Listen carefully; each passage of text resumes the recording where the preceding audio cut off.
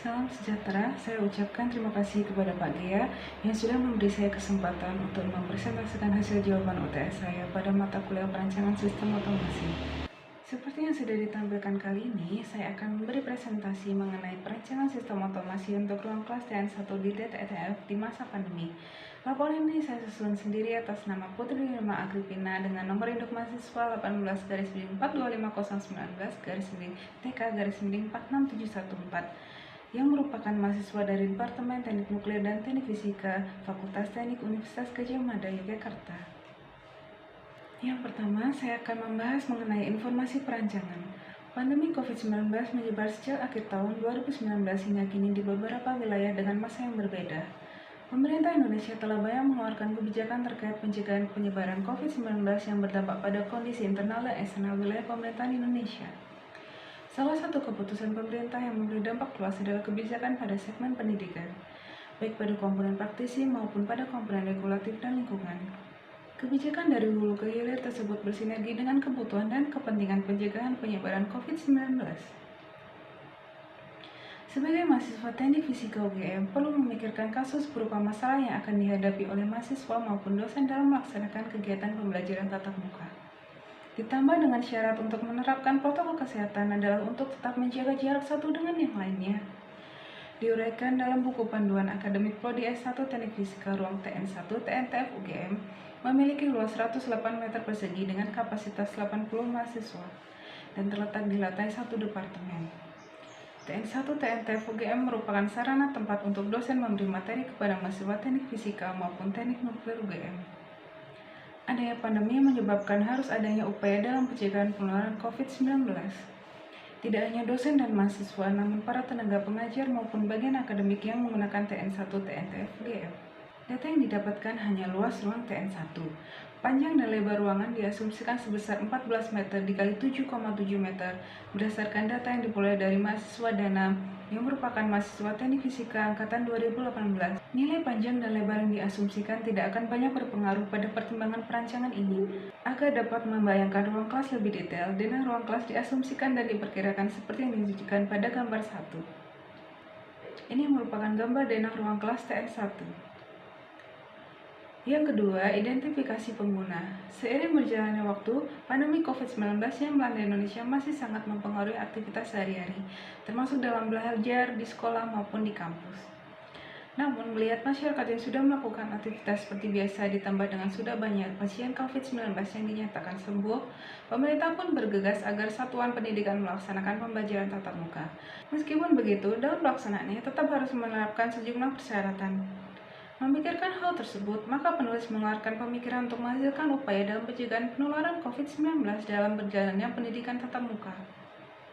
Meskipun begitu, dalam pelaksanaan tetap harus menerapkan sejumlah persyaratan, yaitu harus sudah vaksin, mendapatkan persetujuan orang tua dan izin dari satuan tugas atau satgas, tetap menerapkan protokol kesehatan. Hal ini memunculkan pikiran bahwa akan timbulnya beberapa masalah yang akan dihadapi oleh mahasiswa maupun dosen dalam melaksanakan kegiatan pelajaran tatap muka, serta pengguna ruangan TN1 lainnya seperti tenaga pekerjaan, asisten dosen, dan bagian akademik. Yang ketiga, identifikasi masalah. Kehidupan normal baru mengharuskan fasilitas pendidikan seperti kampus untuk melaksanakan protokol kesehatan COVID-19 guna mencegah dan memutus tali penularan COVID-19. Salah satu protokol kesehatan yang harus dilakukan adalah pengecekan suhu tubuh seseorang yang ingin memasuki area kampus. Pengecekan suhu tubuh ini dapat dilakukan dengan alat termogan dan thermoscanner yang dilakukan pada pintu atau gerbang masuk ke area kampus. Pengecekan suhu tubuh dengan menggunakan alat ini umumnya akan membuat antrian dan dapat memicu kerumunan. Ini disebabkan pengecekan suhu tubuh dilakukan satu persatu serta seringkali hanya ada satu petugas. Meskipun pengecekan suhu tubuh merupakan bagian dari protokol kesehatan COVID-19, namun terjadinya antrian dapat memicu kerumunan akan menjadi masalah di mana pada kondisi sekarang mengharuskan tiap-tiap orang untuk saling menjaga jarak. Terdapat beberapa penelitian terkait dengan penerapan sensor suhu sebagai kontrol dari pintu otomatis. Pada penelitian pertama dan kedua tersebut, menggunakan sensor suhu non-kontak sebagai akses masuk pintu yang mana ketika suhu dan objek terbaca normal, maka pintu akan terbuka dan menutup kembali secara otomatis. Ketika suhu terbaca di atas batas normal, maka pintu tidak terbuka. Maka penelitian kedua dibuat sebuah inovasi sanitizer otomatis tanpa kontak pada pintu. Kedua penelitian berkaitan dengan sensor suhu non-kontak MLS 90614 tersebut masih dapat dikembangkan dan disempurnakan. Yang keempat, masalah teknis. Berdasarkan uraian pada identifikasi masalah, dapat diidentifikasikan sebuah permasalahan, yaitu bagaimana membuat perancangan pintu otomatis menggunakan sensor temperatur suhu berbasis Arduino untuk merasakan protokol kesehatan COVID-19 di ruang TN1 UGM. Yang kelima, batasan masalah. Mengingat luasnya permasalahan yang berkaitan dengan pintu otomatis menggunakan sensor temperatur ini, maka penulis membuat batasan-batasan masalah sebagai berikut. Yang pertama, sensor temperatur yang digunakan adalah sensor temperatur non-kontak menggunakan inframerah yaitu MLX 90614 ESF. Yang kedua, jarak maksimal yang dapat diukur sensor adalah 1 cm. Yang ketiga, rentang suhu yang dapat diukur sensor adalah minus 70 derajat Celcius sampai dengan 380 derajat Celcius. Yang keempat, perancangan pintu otomatis yang dibuat adalah perancangan untuk prototipe. Yang kelima, alat yang dibuat berupa prototipe. Yang keenam, tujuan perancangan. Adapun perancangan pintu otomatis menggunakan sensor temperatur berbasis Arduino untuk melaksanakan protokol kesehatan COVID-19 di ruang TN1 adalah sebagai berikut. Yang pertama, dapat membuat rancangan pintu otomatis menggunakan sensor temperatur dan memiliki bilik sterilisasi. Yang kedua, dapat membuat prototipe dari pintu otomatis menggunakan sensor temperatur berbasis Arduino untuk menyimulasikan kerja dari pintu. Yang ketiga, dapat membuat program untuk pintu otomatis menggunakan sensor temperatur MLX 90614 menggunakan Arduino Uno. Yang ketujuh, asumsi perancangan. Variabel merupakan segala hal yang menjadi objek dalam sebuah penelitian. Variabel ini terdiri dari dua jenis variabel, yaitu variabel bebas dan variabel terikat. Pada tugas dengan judul perancangan pintu otomatis menggunakan sensor temperatur berbasis Arduino untuk melaksanakan protokol kesehatan COVID-19 di ruang kuliah ini, objek yang dijadikan variabel terikat adalah sensor suhu MLX 90614, sensor ultrasonik HCSR04, dan sensor inframerah FC51. Parameter merupakan sebuah tolak ukur keberhasilan dari sebuah tujuan. Parameter yang digunakan untuk sensor infrasonik FC51 adalah nilai ukur jarak, yaitu jarak 1 meter dan jarak lebih dari 1 meter. Parameter yang digunakan untuk sensor suhu MLX 90614 adalah nilai ukur suhu, yaitu lebih dari 37,3 derajat Celcius dan suhu di bawah 37,3 derajat Celcius.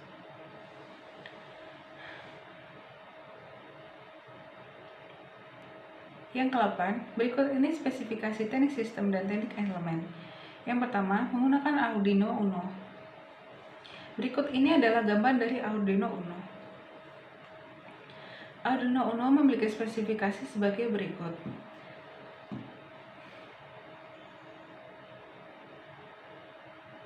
Berdasarkan gambar 2 di atas, dapat diketahui jika Arduino Uno memiliki 14 pin digital, 6 pin analog, serta 6 pin PWM. Pada program yang telah dibuat pada Arduino Uno IDE, dapat simulasikan pada beberapa perangkat lunak sebagai berikut.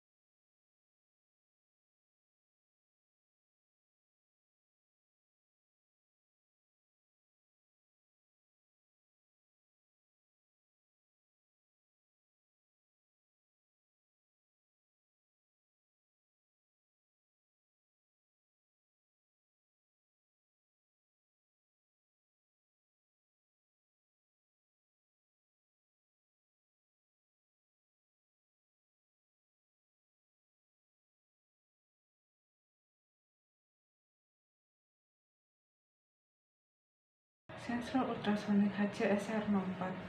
Penginderaan sensor ultrasonik untuk mendeteksi objek adalah menggunakan gelombang suara.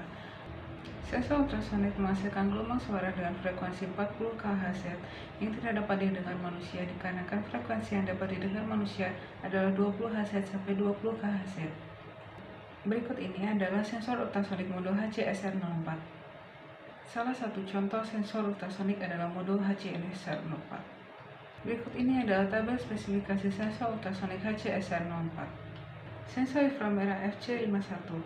Sensor inframerah merupakan sensor yang bekerja berdasarkan sinyal inframerah. Sensor inframerah dapat digunakan untuk membaca halangan pergerakan dan mendeteksi panas emisi dari suatu benda. Berikut ini adalah prinsip kerja sensor inframerah.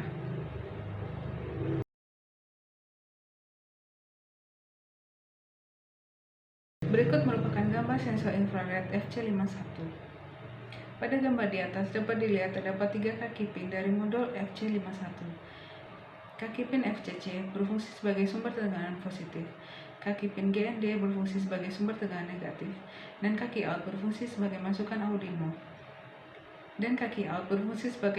ke Arduino. Adapun spesifikasi dari modul FC51 ini adalah sebagai berikut. DF Player Mini. DF Player Mini merupakan salah satu modul MP3 yang memiliki output paling sederhana. Modul ini dapat langsung digunakan dengan menghubungkan modul ke baterai sebagai sumber, push button sebagai saklar, dan speaker sebagai pengeluaran suara audio. DF Player Mini merupakan salah satu modul MP3 yang memiliki output paling sederhana. Modul ini dapat langsung digunakan dengan menghubungkan modul ke baterai sebagai sumber, push button sebagai saklar, dan speaker sebagai keluaran suara audio MP3 yang digunakan. Berikut ini adalah gambar dari DF Player Mini. Breadboard terdiri dari berbagai macam ukuran dan konfigurasi. Breadboard yang paling sederhana hanya terdiri dari lubang grid pada sebuah blok plastik. Berikut ini adalah gambar breadboard ukuran medium. Yang ke-9, evaluasi sistem otomasi. Pintu otomatis menggunakan sensor temperatur ini dirancang menggunakan aplikasi Microsoft Visio. Berikut ini adalah desain pintu dari prototipe. Dan berikut ini desain bagian dalam prototipe. Yang ke-10, dokumentasi perancangan. Perancangan pintu otomatis. Pada bagian depan pintu terdapat sensor infrared FC51, sensor suhu MLX900614, sensor ultrasonik 1, LCD 16x2, dan lampu indikator sterilisasi. Pada bagian belakang pintu hanya terdapat sensor ultrasonik 2. Komponen lain seperti Arduino Uno, motor servo, buzzer, DF Player Mini, amplifier, speaker, dan power supply, limit switch, dan relay. Pada desain pintu otomatis untuk diimplementasikan ke ruang kelas masih menyerupai dengan desain prototipe.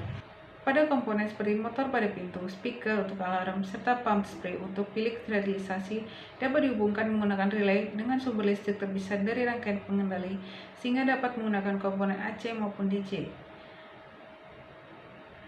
Adapun desain pintu sebagai berikut.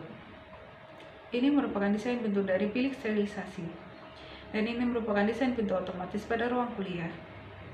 Perancangan program pintu otomatis.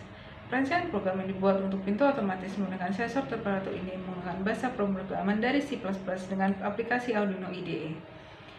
Program yang digunakan terbagi menjadi 2 bagian, yaitu program utama untuk mengendalikan keseluruhan program dan komponen, serta program dengan fungsi void masing-masing untuk setiap sensor dan komponen yang ada. Adapun isi dari program utama adalah sebagai berikut.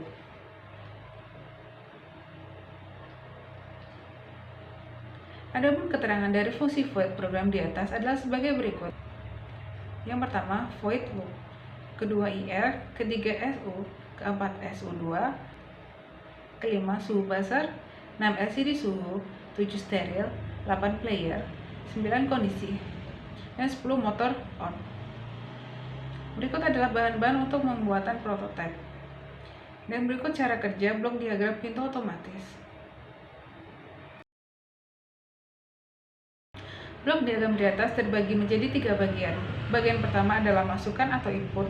Terdapat 4 buah sensor, yaitu sensor suhu MLX900614, sensor ultrasonik HCSR04 2 buah, dan sensor infrared FC51. Prototipe pintu otomatis dengan suhu temperatur berbasis Arduino dapat bekerja dengan 2 cara, yaitu dari luar ruangan menggunakan sensor suhu dan dari dalam ruangan menggunakan sensor ultrasonik 2. Adapun cara kerja pintu otomatis dari luar ruangan adalah sebagai berikut. Yang pertama, sensor infrared akan mendeteksi halangan sebagai objek. Ketika sensor membaca ada objek, maka sensor infrared akan mengaktifkan sensor suhu MLX900614. Yang kedua, sensor MLX90614 melakukan pembacaan terhadap suhu objek. Ketika sensor berhasil melakukan pembacaan, maka buzzer akan berbunyi sebagai penanda dan hasil pembacaan suhu yang akan ditampilkan pada LCD 16x2. Yang ketiga, ketika suhu lebih dari 37,3 derajat Celcius, maka pintu tidak akan terbuka dan akan berbunyi alarm.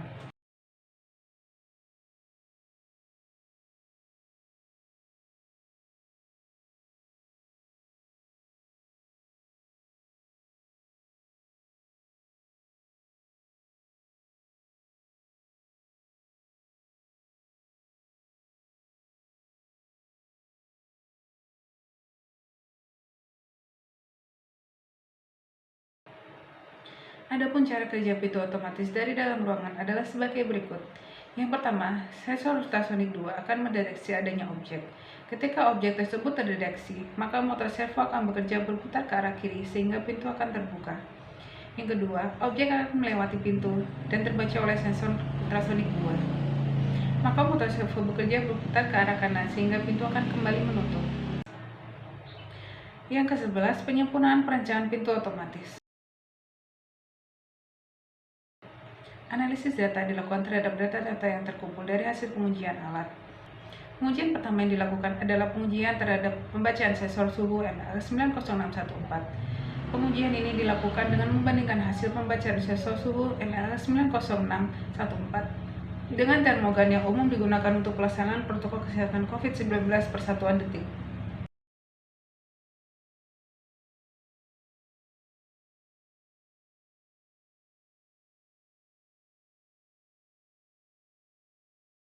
Selisih dari kedua pembacaan ini yang nantinya akan digunakan untuk pengkalibrasian sensor suhu ML90614 agar hasil pembahasan lebih akurat.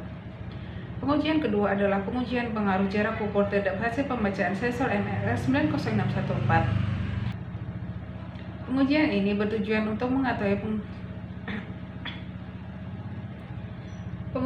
bertujuan untuk mengetahui pengaruh jarak objek terhadap hasil pembacaan sensor ML90614 sehingga dapat diketahui jarak optimal dari pembacaan sensor tersebut. Pengujian yang ketiga adalah pengujian respons sensor buzzer LCD 16x2 DF Plater Mini dan lampu indikator bilik sterilisasi terhadap hasil pembacaan sensor suhu ML90614. Pengujian yang keempat adalah respons sensor ultrasonik 1 terhadap pembacaan sensor suhu ML90614 dan sensor ultrasonik 2. Pengujian yang kelima adalah respon pintu terhadap hasil pembacaan sensor ultrasonik 1 dan sensor ultrasonik 2. Pengujian yang keenam adalah respon motor servo terhadap hasil pembacaan sensor ultrasonik 1 dan sensor ultrasonik 2. Berikut ini adalah daftar pustaka.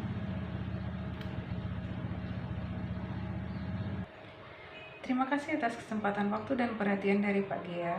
Saya cukupkan presentasi kali ini. Mohon maaf jika masih banyak salah dan kekurangan.